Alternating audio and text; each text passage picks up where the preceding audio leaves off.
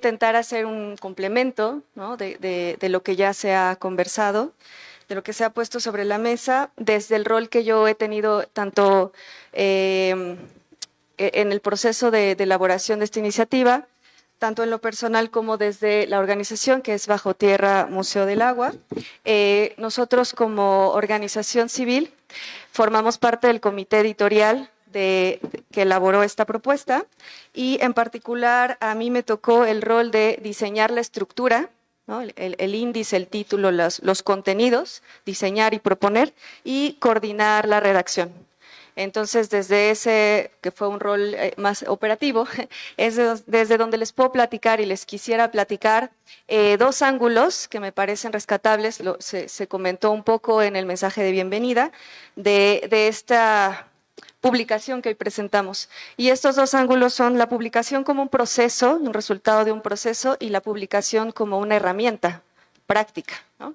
En el primer caso, en la elaboración del proceso, bueno, más bien, en el resultado del proceso que se convierte en esta propuesta, desde la sociedad civil organizada es muy importante para nosotros señalar que esta es una más de las caras de las formas de acción ciudadana, de las formas de movilización. Y esto es muy importante que quede claro, no significa que por un lado está la protesta y por otro lado está la propuesta. Quienes hemos articulado este tipo de propuestas, cuando toca ejercer el derecho a defender, lo ejercemos, y cuando toca también sentarse a proponer, lo hacemos, ¿sí? Ciertamente esto va concatenado de una respuesta social que ha tenido muchos frentes, muchas caras y muchos actores, pero que va en una sintonía, y esta sintonía es señalar las cosas que están poniendo en riesgo nuestros ecosistemas y nuestros derechos, pero también aportar saberes, aportar capacidades, aportar ideas, y concretarlas en cosas que partan de un sentido de corresponsabilidad, ¿sí? También nos corresponde como sociedad y como ciudadanía acompañar la acción pública, la acción política y la acción de gobierno. Y en ese sentido, esta respuesta a la que nos sumamos con mucho gusto desde la sociedad civil es eso, es también una protesta, otra forma de protesta propuesta, ¿sí? Saludamos mucho que desde la Universidad Autónoma de Querétaro se haya abierto este comité editorial. Eso fue un momento que nos estructuró la formalización del comité, y el que tomara forma, ya se mencionó que tomó forma inicialmente como una iniciativa de ley que posteriormente se transformó en estas pautas. Y es importante también para nosotros señalar que una coyuntura, que fue la emisión de una nueva ley de servicios, reconocida después no como una ley de aguas, porque le falta muchísimo del ciclo integral del agua, sino como una ley de servicios, pero que toca directamente al agua, fue una coyuntura que nos dio el año pasado. 2023, mayo, se aprobó. Sin embargo, esa coyuntura catalizó procesos que ya se venían dando antes, y un poco a manera de recuento, de remembranza, se mencionaron al inicio. Antes de ello, en diciembre del año pasado, ya la sociedad civil había presentado un listado que se podía palomear, una lista de criterios para evaluar iniciativas de ley, sabiendo que Querétaro era todavía el único estado del país sin una regulación, bueno, todavía sin una regulación integral de agua, pero era el gran faltante, ¿no?, en la regulación. Y en ese sentido sabíamos que eventualmente iba a venir. Entonces ya veníamos anticipando.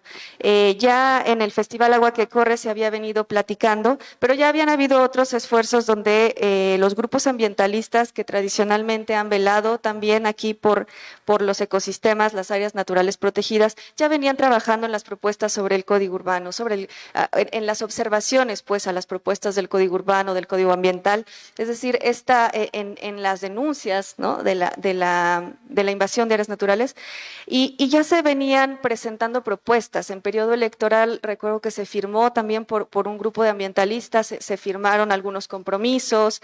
Cuando entró el gobierno actual en turno a nivel estatal, la UAC presentó una agenda del agua, es decir, ya hay en Querétaro una sociedad no solamente interesada, sino activa en el tema y con ideas concretas que se han puesto sobre la mesa.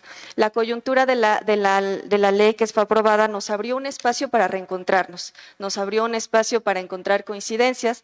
Desafortunadamente ese espacio no se pudo dar en el campo del poder formal del Estado, ¿no? Pero es una discusión que sí se dio a nivel ciudadano y eso es lo que también hay que celebrar, a lo que actualmente se está convocando a otros sectores a conocer y a participar. Y esa coyuntura nosotros la señalamos como parte de lo que desembonó en esta. Y también esta iniciativa no es la única noticia que están teniendo los movimientos y las organizaciones de agua, ¿no?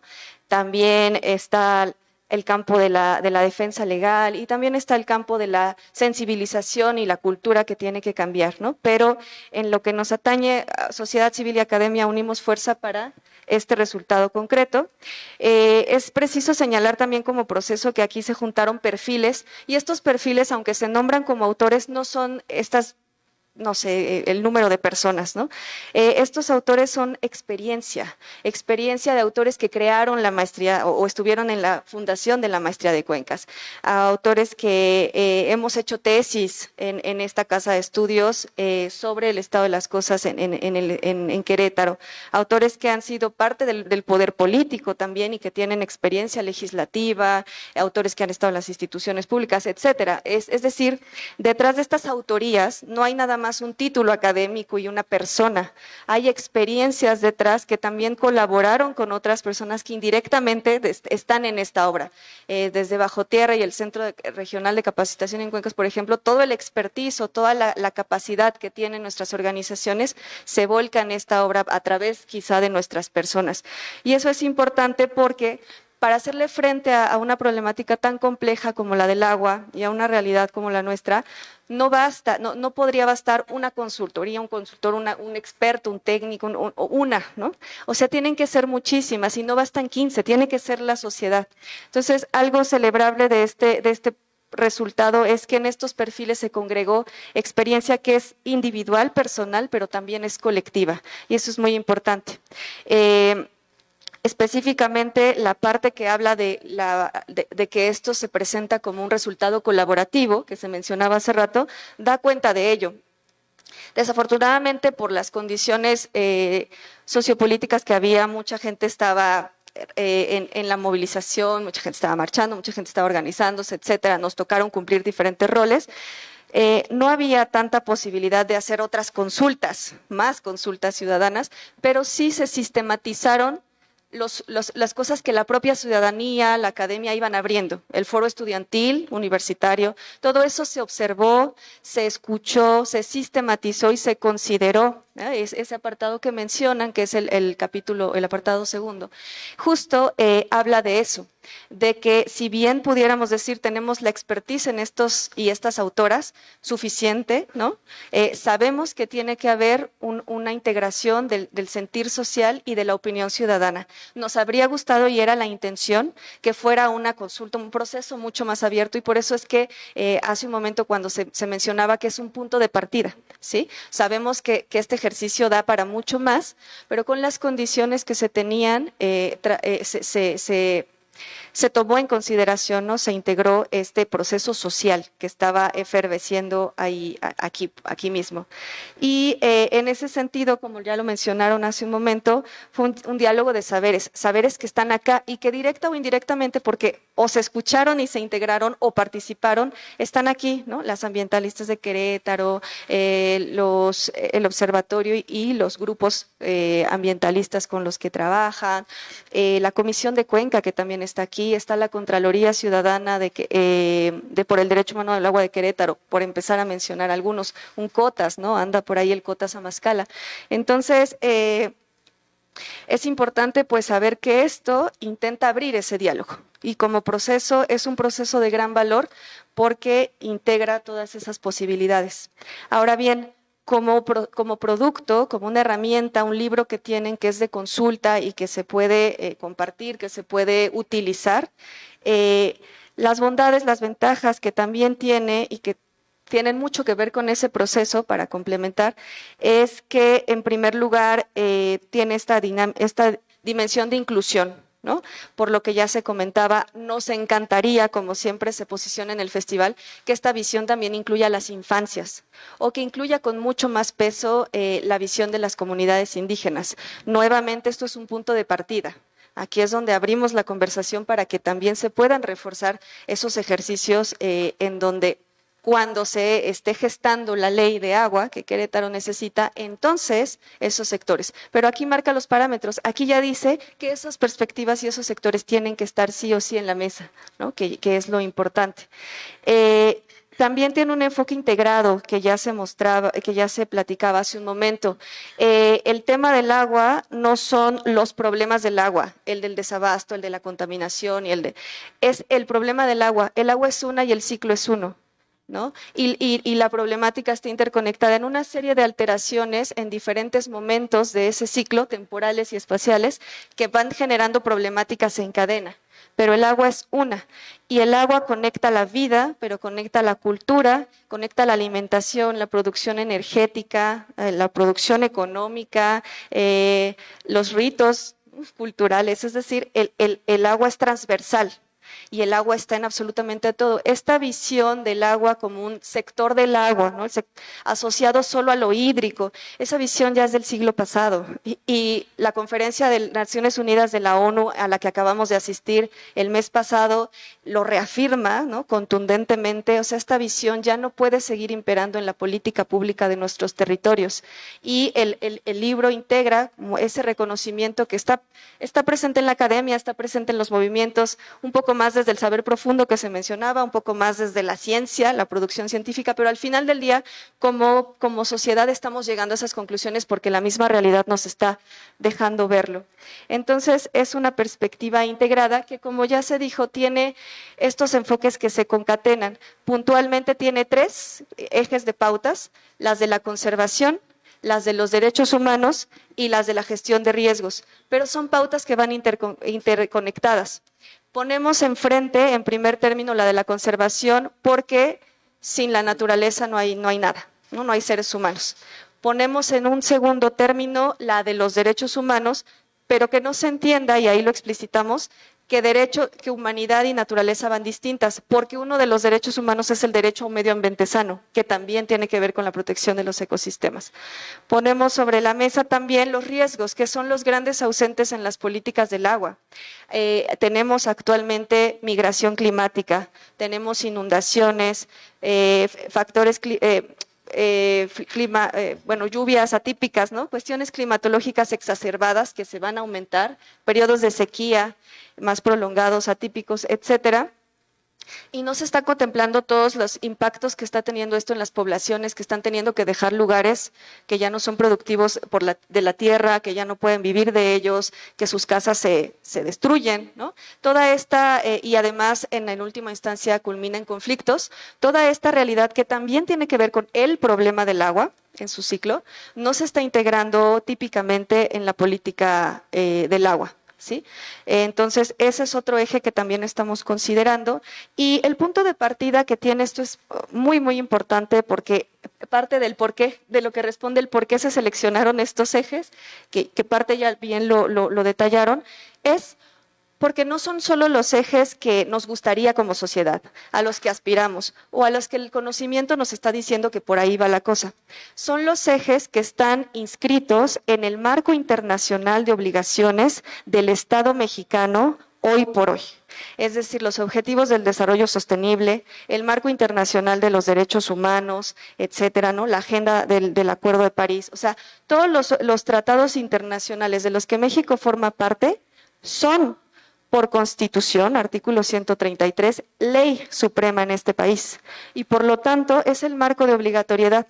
Aquí una cuestión a la que abona particularmente desde el campo jurídico esta obra, este libro, es a la armonización legislativa. La armonización legislativa es la obligación que tiene el Estado de adecuar, adaptar su marco legal nacional, y así hacia abajo, hacia todos los niveles, a las obligaciones emanadas de los tratados internacionales. Y esta hoja de ruta parte de ahí. Es decir, no es porque, además de que son visiones necesarias y son buenas, ¿no? Y son pertinentes, son obligatorias y esto es importante, porque esto es lo que le da un sentido operativo y un sentido que conecta con la función pública de manera directa. Es algo que con o sin instrumento el Estado mexicano tiene que hacer, ¿no? Entonces, la aportación va en ese sentido.